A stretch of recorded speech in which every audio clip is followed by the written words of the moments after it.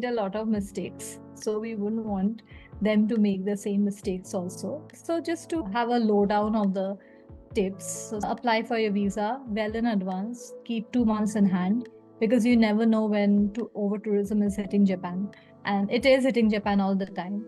So yeah, do that.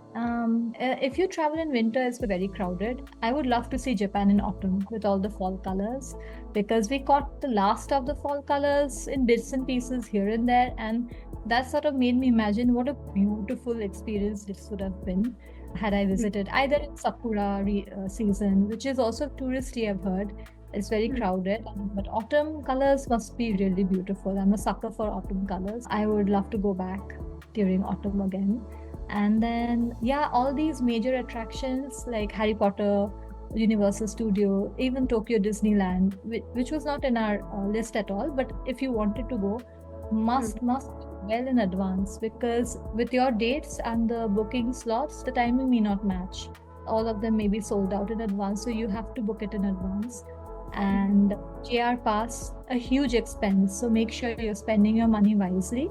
Do a cost benefit analysis and buy a Suica card for convenience for moving around intracity in buses and in trains. We did not have the Suica card, but what we did was these people take cash only. So we were counting the exact cash and keeping the money ready when we were boarding it.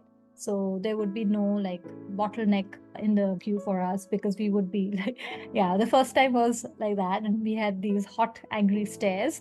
So next time we keep all the money ready, the exact change, and pay for our tickets. So that was one. And then the Wi-Fi for sure. You can buy a eSIM before you get to Japan. Keep it ready so that when you land, you can just switch on the eSIM and you have network.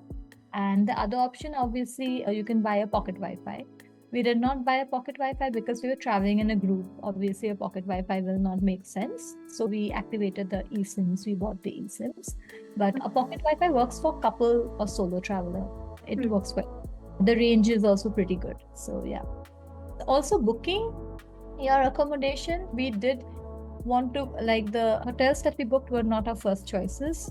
We did end up getting good ones for sure, but we had seen better accommodations also, but they were all sold out again because of our impromptu and we were pressed for time. So yeah, book in advance so you can get your first choice of accommodations also. Especially for like year-end holidays, people definitely make plans 4 months with 4 months in hand. So you have to be there to get the best of your bookings, best of the tickets and everything.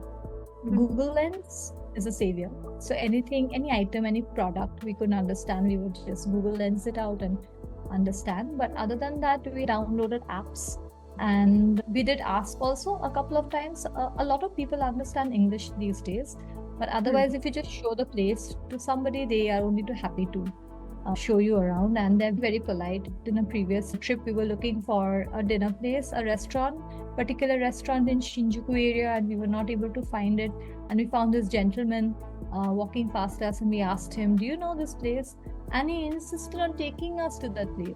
Wow. Like it was really 2 lanes away. It was not as if end of the lane or something. And we kept telling him, "Just tell us the direction." And he probably didn't understand so much English, so he just wouldn't hear of it. He just went there and thanked us. And Japanese people are super polite. I don't think asking around with all the apps in place, because Japan is such a hot destination right now. Google Translate, Google Lens, it's quite easy.